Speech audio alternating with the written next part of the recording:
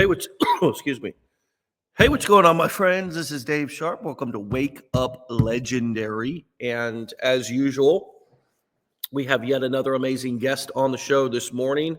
My friends,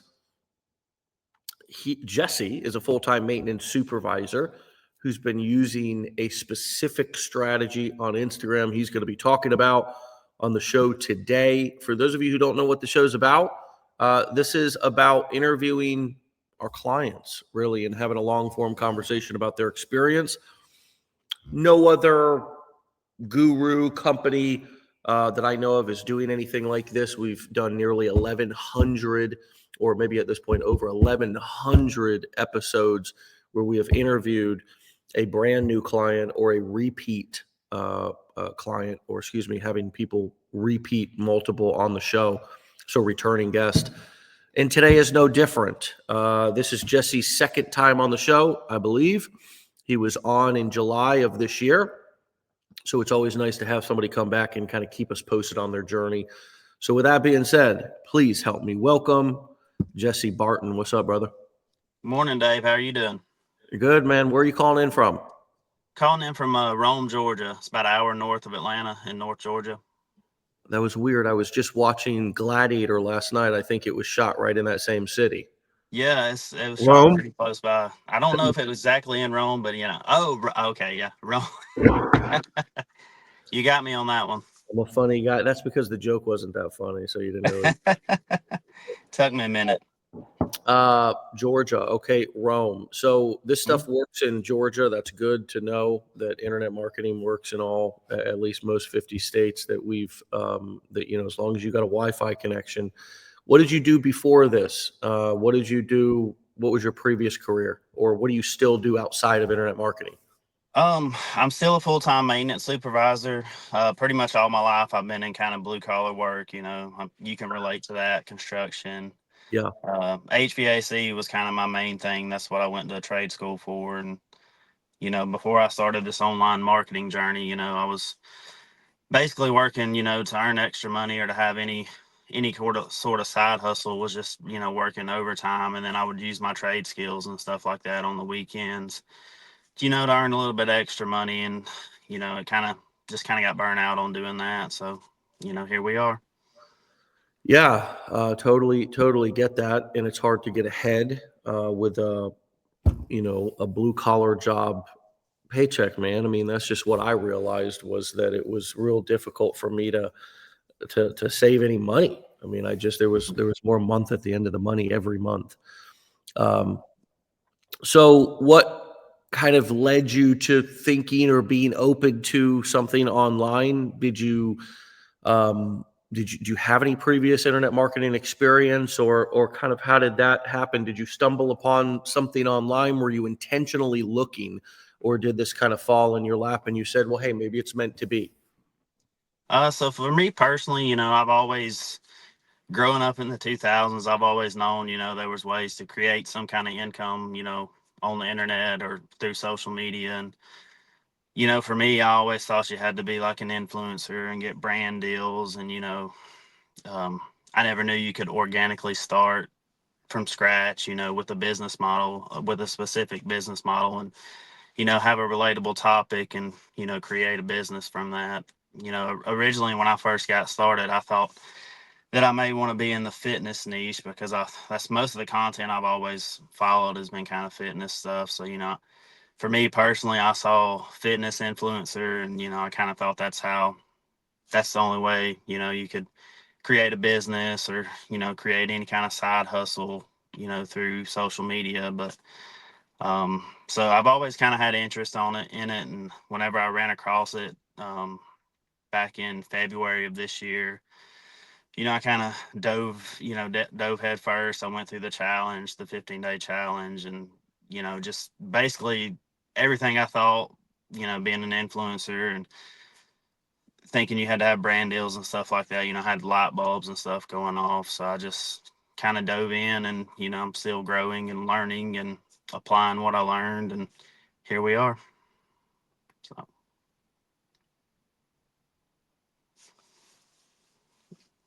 Sorry. So what are you attracted to most about this business model? I mean, what is it that stands out to you? What is it that you liked or now like? For people who are a couple of steps behind you, talk a little bit about, versus other things that you've seen or done, and just what are some of the things that, again, you liked going into this and have ended up, you either still like them or new things just that are, you can clearly see a benefit over this business model versus other side hustles or business models that you could be doing. So, I mean, with this one, I truly, my opinion is it is one of the most beginner friendly ways to break into social media or to internet marketing. And it's very compared to all other industries. I mean, the startup cost, you can say, is relatively low, and the overhead cost is, almost nothing, to keep it going. And for me personally, I don't, I have a 4-year-old son and a wife, so time's already kind of scarce with me still trying to work a full-time job. So this one kind of, all you know, the time that you have to spend doing it, there's a lot of getting your business started and getting everything set up. You have to find some time and you have to work it in there. But, once you're up and going, you can kind of spend very little to, 2 to 4 hours a day, kind of how much you need to spend, to keep your business maintained. So it's really just the time, especially trying to start this where you're still working full time. To me, it's just, the time sake of it's the biggest beneficiary, especially in the beginning, I believe. Yeah. Yeah, no doubt, man, no doubt. So are you doing this, or talk to us a little bit about how you're finding this in the pockets of your day? So if you're still working a job, and you've done well, man. I mean, you've built a decent audience of over 150,000, I think. I mean, on Instagram anyways. Um, you're consistent. You've been doing this for not more than a year. I mean, how many months do you feel like you've been active in consistently marketing? Um, Probably I started about 9 months ago, but I would say about the 8 month mark is when I like started really, taking it serious and consistently showing up, every single day and putting in the work. Um, so yeah, about right at 8 or 9 months, is what I've been doing it for. Yeah. So I mean, it's really impressive, and it goes to show that really, I would assume that there's been a couple of videos that have gone viral for you on your account that have, helped boost your follower count and grown your audience. Is that right? Yeah, I had back in, I guess, April, May, um, around June, I believe, I had a few videos kind of go off. And, obviously, I've stayed consistent since then, and I was consistent up until that point.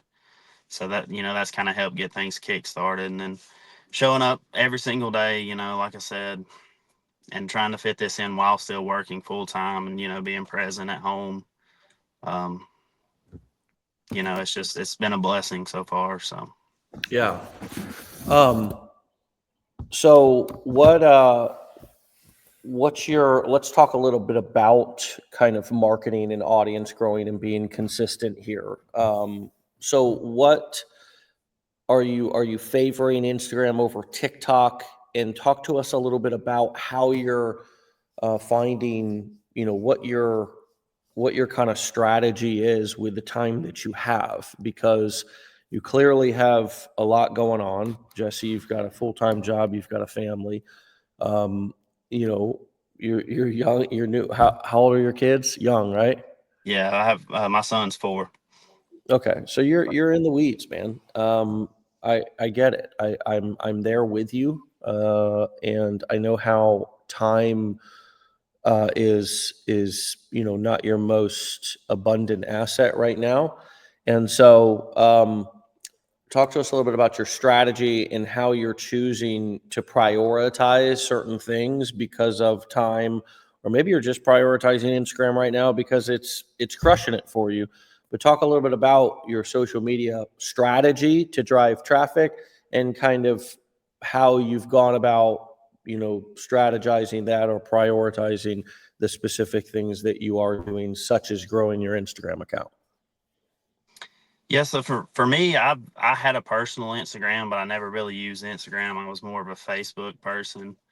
I kind of chose to start with Instagram because, I didn't, like a lot of others in the beginning, I was kind of concerned what people would see, people would think of me, my friends and family and stuff like that. So Instagram kind of felt like a safe zone to start with because, I didn't really have a whole lot going on over there as far as communicating with my friends and stuff like that and family. But one of the biggest things with Instagram and any other social media platform, the algorithms and stuff are constantly changing. And I think a lot of people struggle, and they want to learn the algorithms and learn all these tricks and stuff like that. But staying consistent. One thing for me that was a big time saver is, a lot of people have this big misconception that you have to create videos and you have to film videos daily and you have to come up with content daily. In the beginning, I spent probably 2 or 3 hours one day and just filmed just a ton of B-roll, just random, B-roll footage.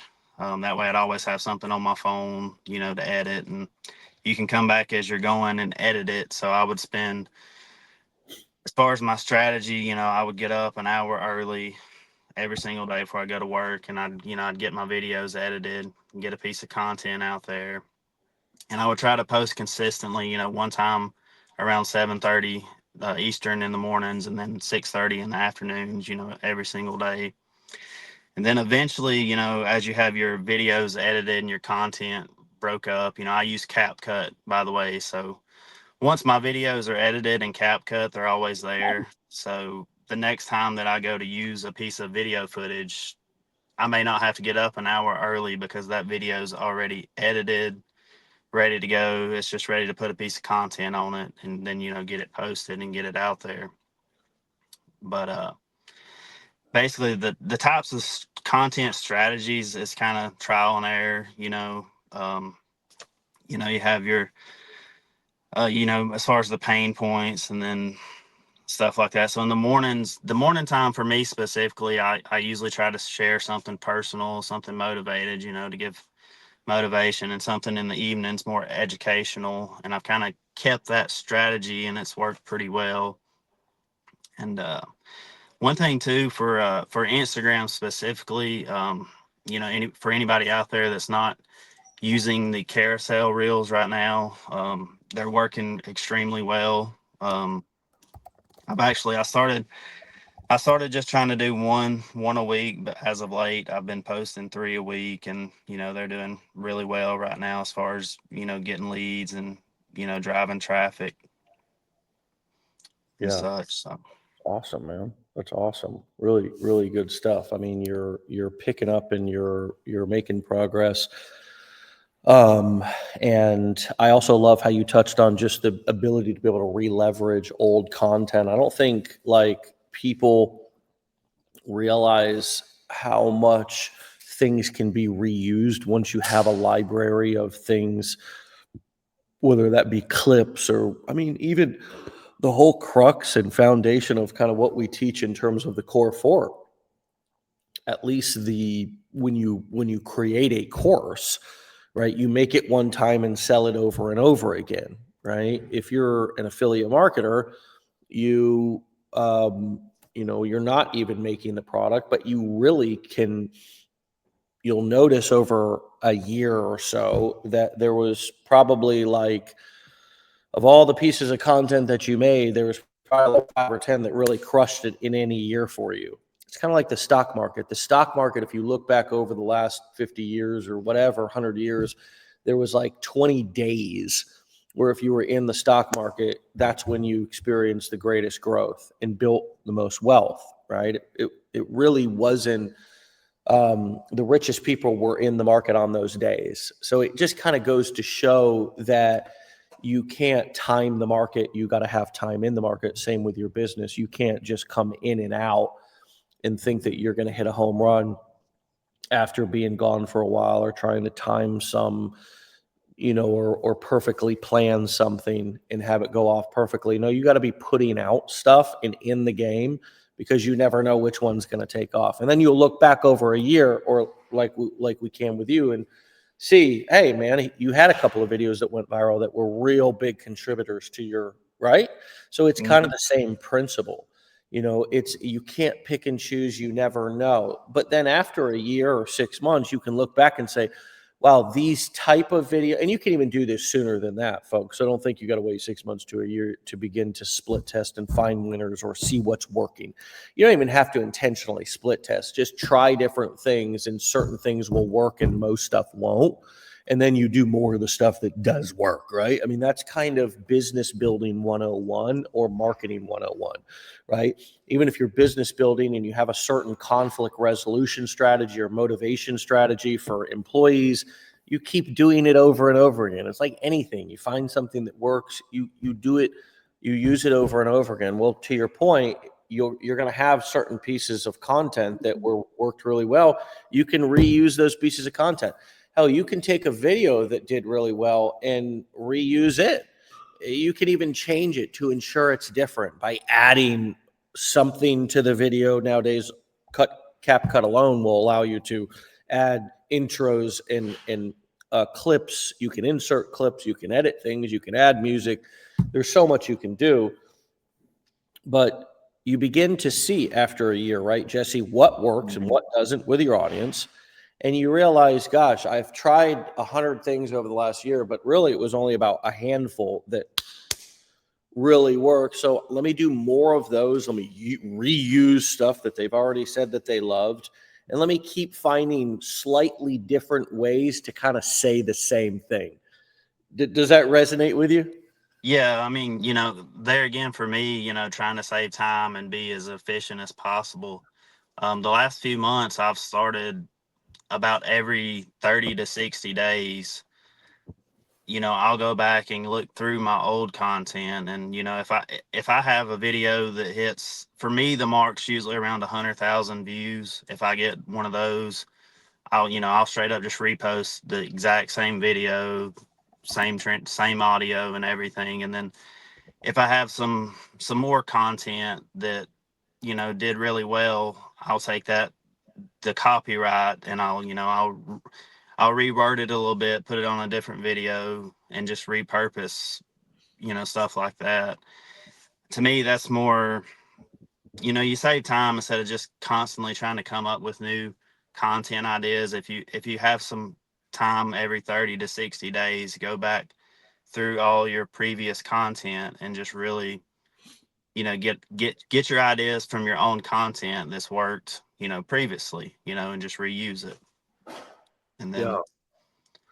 So what, talk to us a little bit about your kind of your tech setup and kind of going through that process. Did you do okay with tech stuff? Do you feel like that was a block for you in any way, shape, or form? Do you feel like people treat it too much like the boogeyman? I mean, granted, you're a 35-year-old guy who's born in the 90s. We're going to recognize that, but at the same time, that doesn't mean you're a rocket scientist in hardware and software. Okay, it just means that you were a part of a certain generation. How was the tech aspect for you? Did that get in your head at all? Was it fairly easy? And have you realized anything now that you've sort of had a little bit of hands-on experience with some of the tech that we use, some of the software, autoresponder, funnel building programs, things of that nature? yeah, so for me, the tech side of it was probably the most difficult part. Um, I'm pretty tech savvy once I've get in somewhere and start working on something, but I'm used to working with my hands. So, but one thing, with the email, the automations and the autoresponders and stuff like that, once you set it up one time, then it's set up, and then for example, a few months ago, I went back and changed some stuff up and created a new, funnel and landing page. And I had to go back to the blueprints, and, it was right there, the information, how to redo this, how to add this, and how to do that. But, it's just like anything else. It comes with time. If you're not the most tech savvy person, if you're dedicated to something enough and dedicated to make something work, you'll figure it out with time, and, it becomes easier. And the same thing goes for social media. That's one thing I love about CapCut, is because you can just kind of play around with your videos and stuff, and you're not actually on the Instagram app, fumbling around trying to edit stuff. But it gets easier, and it's only going to get easier with time. You talking about just being able to get online and just sell and use these software programs and things? Hmm. Yeah, Yeah. It- yeah. I agree with that. I mean, it product creators are making products that are more, easy for people to use, no doubt. That's the convenience and ease of use is definitely how products improve. Um, I think that you're right in a sense. I can't imagine why anybody would want to not jump in and begin to take some sort of action on their future, their goals, or learning these skills. What was it that pushed you to get you to really take action versus just sitting on the sidelines in contemplation mode? Do you remember? Um, yeah, I mean, for me personally, one thing I didn't share, because it was kind of hard for me to talk about, but um, I'm about 16 months sober from alcohol. So, my big purpose in the beginning was I needed something, and I was dedicated and stuff like that. And so it's one thing that I share with others too, as far as setting on the information. Like, don't set on it, just go through it, apply it, be dedicated, put yourself out there, and just, you have to get started, or else you probably never will. So, Yeah, well, congrats on the sobriety, man. I mean, that's a big deal. You know my story with the same thing, and it's definitely something that changed my whole future, and I would have never been able to build what I've built if I was still drinking and drugging the way mhm. that I was. And so that's awesome, man. That's a is that something that you share with your audience, or is that something that you just shared kind of here with us? I do. I share it throughout my content with my audience in some spots. I'm actually wanting to bring it more and more into it. Now that you know you want to do it? Now that I know that I want to do it, yeah. And then, that's one thing with this business too. A lot of people think that what you're doing now, that you have to build your business tomorrow. But, I have the whole time you're learning, and you're putting yourself out there, you can be building. There could be an end game that you want your content to eventually be. You could be building your business and learning. And, me and my wife, we're fixing to we're building a new house. And so, 2 years from now, my content may be completely different. My business may be completely different, but it's okay to have ideas and build your business. You don't have to do it tomorrow. You don't have to do it in 3 months. That's one thing I've learned with marketing, and, just getting interested in social media.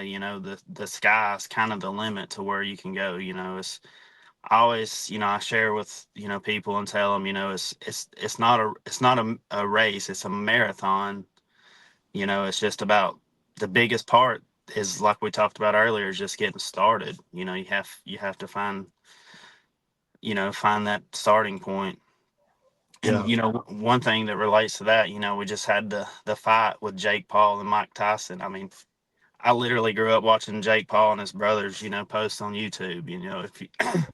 If you look at where they're at now, to where they started to where they're at now, they basically put themselves out there, got interested, learn how to market themselves, and then, here they are.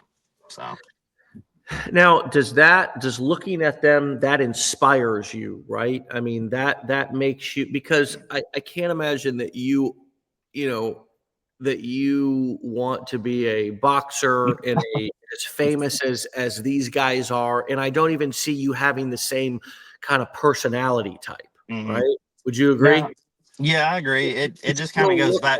you still look at Jake Paul and you think that anybody could and should look at him and his brother and anybody else, Mr. Beast, anybody else that's used YouTube, a free platform, look at them and say, hey, if they can do that, I can get my piece of the pie, even if it's much smaller. Is that kind of what you're saying?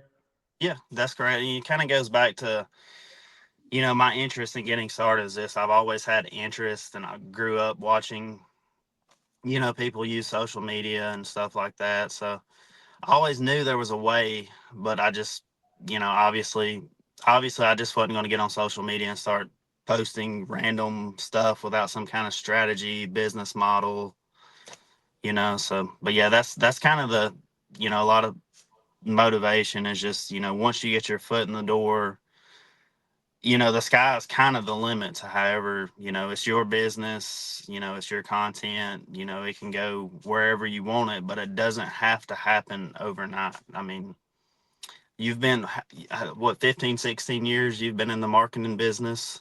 So, I mean, Yeah, since about 2009. mm, so yeah. And one thing I've learned too, you have to constantly evolve anyway. So, you might as well have a plan, for the future and be building toward that. So, Yeah. No doubt, man. No doubt. And I'm inspired by, these guys and what they're doing as well out here. I mean, who would have thought? I mean, that fight, I don't know how much the purse was or how much they made to divide between the two of them, but I believe it was upwards of $100 million.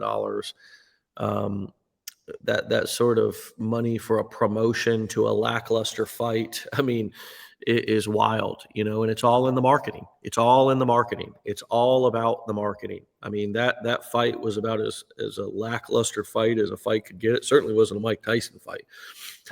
I'm about 6 years older than you, and I do remember when I was very young, Mike Tyson fights live, going over to my aunt's house and kind of staying up until midnight to see him come out and just annihilate somebody in about 30 seconds. But yeah, it's really interesting to look at something like that and realize that that guy, I'm going to give credit to Jake Paul, literally came up with that out of thin air. I mean, he literally came up with this, all of the fights that he's gotten, all of the, the marketing that he's gotten out of thin air. And it's all basically just using social media. That's really all it is. It's just all using social media, whether it be YouTube or, Instagram, getting the message out. Obviously, they started talking about it on, on mainstream ESPN, and of course, streamed it on Netflix. Which now, once you do that, you're pretty much exposed to pretty much everyone in the world at that point. I mean, you're pretty much as famous as they get. Yeah, all from growing up in, I think those two guys, Logan and Paul, grew up in Ohio, if I'm not mistaken. But these kind of things are happening every day, and there's people who are living as good or better lives than Logan and Paul by being rich and not having to be famous. Not particularly my favorite thing is being famous. You know what I mean? It's not. I actually enjoy this. Not saying I am famous. I'm saying that within my niche, people know me, but this business gives me the opportunity to live within my city and my personal and private life, and nobody really know what I do.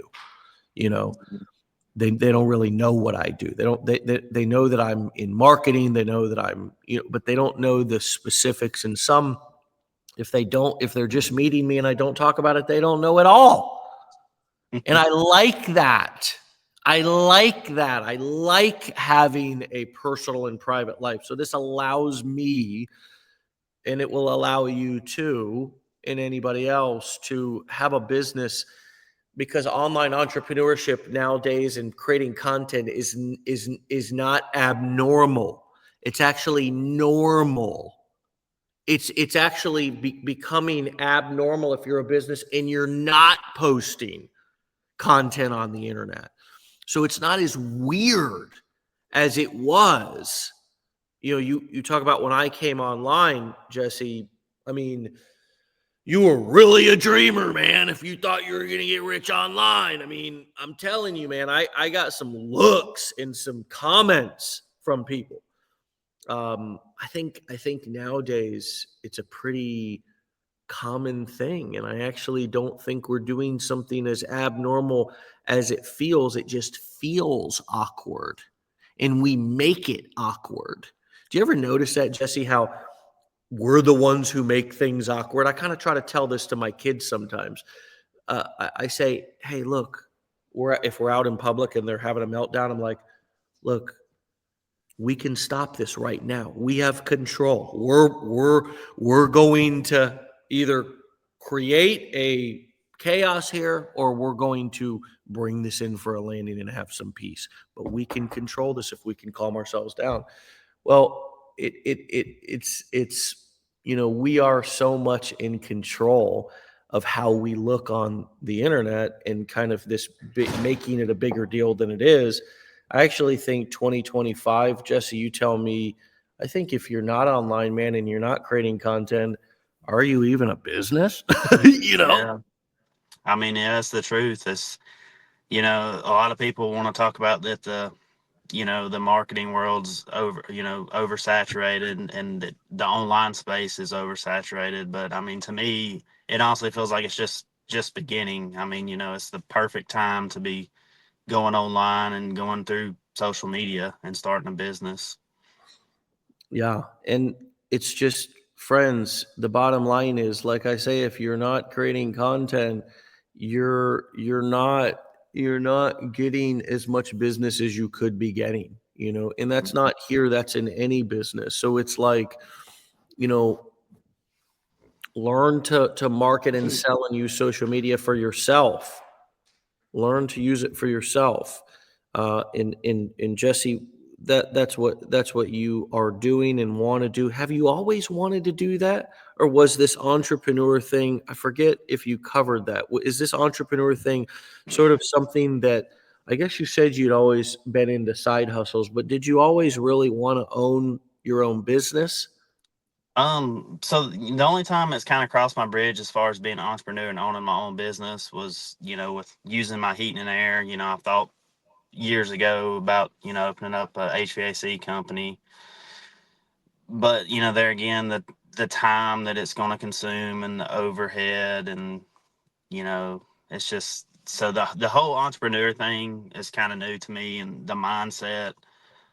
That's one thing I'm in the process. The new challenge that Legendary has, the confidence challenge. Like I got a lot of stuff set up for that, and I'm trying to get it going. I'm a big fan of that. It's just building your confidence, and you know, the mindset is a huge part. If you don't have that entrepreneur mindset, you have to change the way you think. And just for an example, a few months ago, or really a few weeks ago, I was kind of really struggling to show up every day, and just kind of, oh, I've seen this video of mine 100 times. I've heard my voice 100 times. So um, the very next day, I was sharing one of my talking videos, and I shared a side that a lot of people don't talk about: the struggles of starting your own business, of how it can be rewarding, but the work that you have to put in and put up front, it's a mental game, and you just have to you have to fight through it, and just you have to stay mentally tough. The entrepreneurship side of it. So Yeah. Yeah, man. I mean, you're absolutely right. I mean, it's all a mental game. I mean, this is all a mental game. It's all a confidence game. I mean, I don't even know how to say that to stress the importance of that, but we created an entire challenge around it. So hopefully you all will go and dive into that and see how you can grow in that area. and how much you'll realize that all of the things that you think right now are a problem, it's really your confidence and your ability to just pull the trigger and just move forward on something and try something. And also, confidence creates speed. When you're confident, you move fast, and money loves speed. So the faster you can move and take things to market, we call it speed of implementation.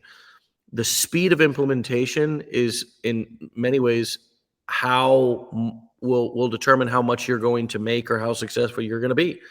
I mean, if it takes you months and months to set up a funnel to get things up, or if it takes you months and months to post your first piece of content, and then you got to think through everything. I mean, your competition is moving and shooting first and asking questions later, and that's how you got to be. That's how you got to be. Welcome to the world of entrepreneurship, where you don't have to be a killer. You don't have to be feelingless and emotionless, but you have to know how to be decisive. There is a difference, friends.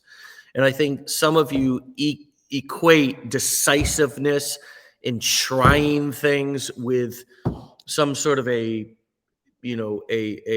cutthroat business mentality or something. And that's just really not it. It's just about having boundaries around how long you're going to let yourself sit in an unproductive state or trying something that's not producing results. How long can you put up with that, right?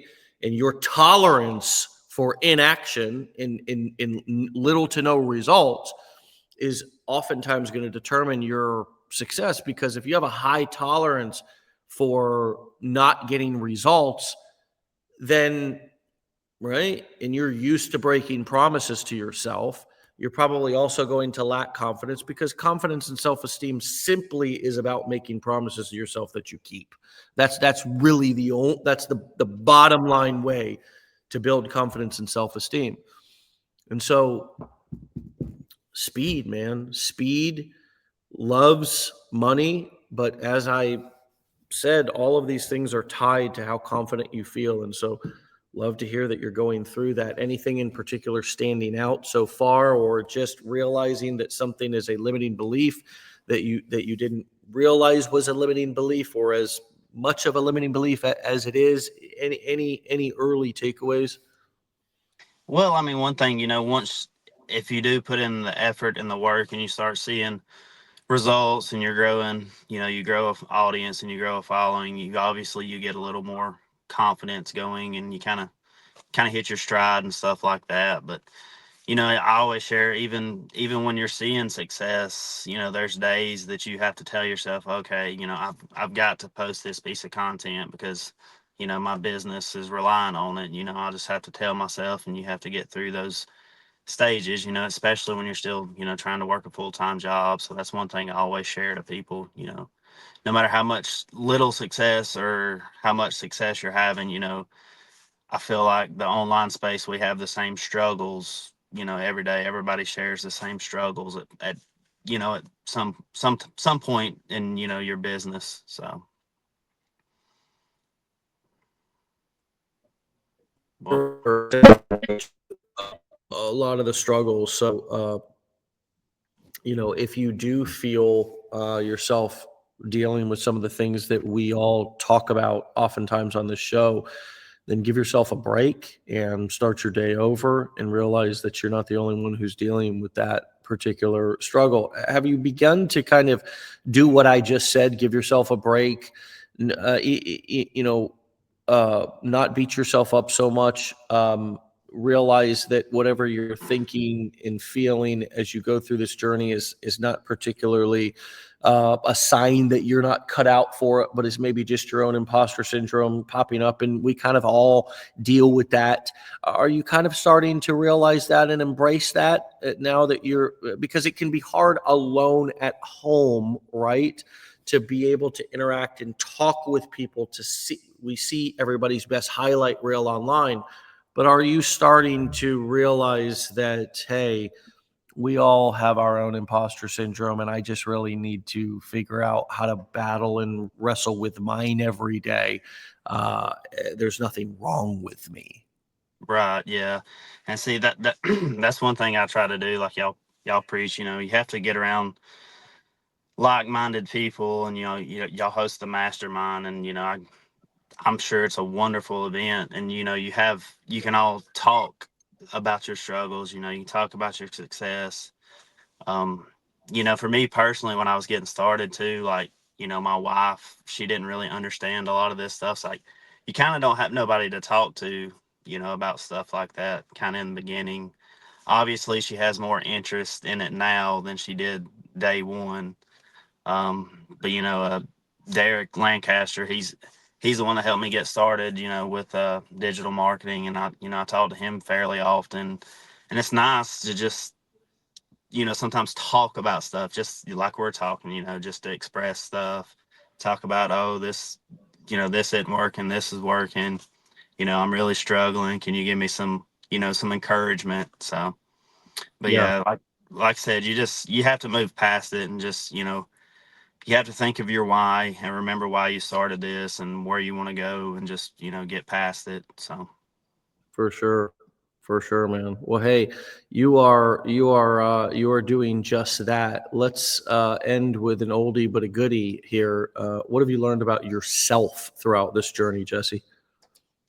um, really, some of the things that we talked about, the entrepreneur, the mindset to change, how you view, money, and, what society taught us to do. But I really, the consistency, and just, showing up every single day, and, reminding myself of that why. So, that gives me the confidence, and, really thought I wouldn't be here. It's one of my, thanks for again for having me on the show. But, it was one of my goals, like a lot of people's in the beginning, is, oh, within a year, I'd love to be on, Wake Up Legendary. And, I'm blessed to be on there twice within the first year. So, No, well, I don't. I'm up. I'm not at my normal spot. I don't have any hats. I'd love to throw something. I'm ready to throw something. Pair of legendary sweatpants here. Pair of sweatpants. legendary sweatpants. Gotta throw something, man, out of here. I'm fired up for you, dude. I mean, it's the beginning of your journey. I want you to listen to this for a second. You say you're a new dad to a 4-year-old. Okay. You've got what your whole family's future is going to be different because of this decision that you made, brother. And I know because I made the same decision, and the quality of my children's life today is dramatically different because I, as their dad, said, hey, I'm going to provide for these kids, and I'm going to do whatever I got to do to figure out how to do it, and do it to the best of my ability, and do it to get the most, because I owe myself and my family that. If I'm going to be away from home and I'm going to be out working, or I'm going to be busy, let me go make the most. Let me make the most use of my time. Let me bring home the biggest paycheck for us to enjoy the fruits of my labor. And I did that. It's one of the best decisions I ever made, and so I'm looking forward to seeing how that unfolds for you and your family, and the impact that your decisions and the investment that you're making right now in these first few years are going to pay off for your. Do you have a son or a daughter? A son. Yeah. For your son's future, brother. I mean, so congratulations on that. Uh, Sometimes Appreciate we don't get both moms and dads. This is not I'm not just speaking to Jesse as a father here. I'm speaking to all of you. But Jesse, you're on the show right now, and it's been wonderful to hear your story this morning, brother. So come back and see me for a third time. Keep making great decisions and investments for your family and your son's future. It's going to pay off dividends. Stay legendary, my brother, and I'll talk to you soon. Thanks for your time today. Sir Dave. Thank you. All right, man. We'll talk to you soon, Jesse. All right. All right, my friends, you can find and follow Jesse over on Instagram, create passive_wealth, create passive_wealth. Jesse, great interview from a guy who is again, phenomenal guy, but an average person doing an above extra, or an ordinary person doing an extraordinary thing, right? As am I, ordinary person these marketing skills and built brand building online gives you superpowers, or it makes it appear that you have superpowers. But the truth is, we're all ordinary people, right? Who are just doing something extraordinary, right? And he is a great example of that, right? And I love how he still embraces the maintenance supervisor. I mean, come on, embrace that for as many years as you can, bro, because it's super relatable, and it's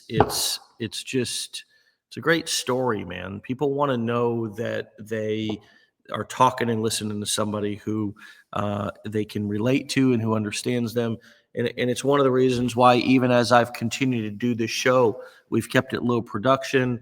We keep it relatable. There's nothing that I want to separate me and people like Jesse from you listening to this show, thinking that we're any different than you, because we're not, man. We're just literally hosting a show on the internet with similar software that you could use. Everything's accessible to you. We don't have anything that you don't have except some knowledge and some experience that's give us some wisdom to now just, in most days, just don't quit, right? Just don't stop what you're doing. You don't even need to come up with any new ideas. And so, anyways, congratulations to Jesse. My best to his family. For all of you, he mentioned the Confidence Challenge. I would highly recommend you go through it. You can go to the legendarymarketer.com/enroll. It has all of our different links to the things that we mentioned here on the show, including tickets to the upcoming mastermind that's happening in Austin, Texas, January 31st through February 2nd. There are a few tickets left. You can grab those at legendarymarketer.com/enroll. You can take our Confidence Challenge, which is our personal development, confidence-oriented challenge, powerful 5-step process. I know you'll get so much out of that. You can take our Learn, Launch, Lead challenge, which is our marketing challenge, our original challenge that teaches the marketing skills and the business models we use. Blueprints, mastermind, it's all there. You can check it out, legendarymarketer.com/enroll. I believe that's it, my friends, for me today. Please have a great Tuesday coming up on Thanksgiving. For those of you here in the States and my friends, the holidays will follow, and 2025 is right around the corner. So as I've said on every call and will continue to say leading up to the end of the year, keep your seatbelt on. Don't leave your vehicle, right? Stay in your vehicle, right? Stay plugged into your business, right? Through the holidays, and set yourself up for a great 2025. So this time next year, you can look back and say, oh, wow, I really changed the game and made some serious decisions in November, December of 2024 that set me up for a completely different situation in life that I have now today. If you can look into the future and think about feeling that much pride and that much esteem versus what you shoulda, woulda, coulda done once again, and now bring that back to today and ask yourself, what can I do today that will begin to put me in that position? That's exactly what you should do. The top number one thing on your priority list. Make sure you get that top number one thing on your priority list done every single day, even on holidays throughout because guess what? Guess who doesn't go out of business? Only for Christmas Day. Okay, we'll give it to them. Some of the biggest and most successful businesses in the world. You won't see Walmart taking days off. You won't see Starbucks taking days off, right? So you have to think like a business. How do I make sure that things continue to run? What do I need to schedule? What do I need to schedule in terms of emails going out as I'm either traveling? All of these things I want you to begin to think about as we move through the holidays here. And this is all just so you can set yourself up for the best 2025 ever. With that being said, get out of here. We'll see you back here tomorrow for another episode. My friends, thanks again to Jesse. You can find him over on Instagram at createpassive_wealth. And with that being said, get out of here, my friends. I love you. We love you. Stay legendary. Peace.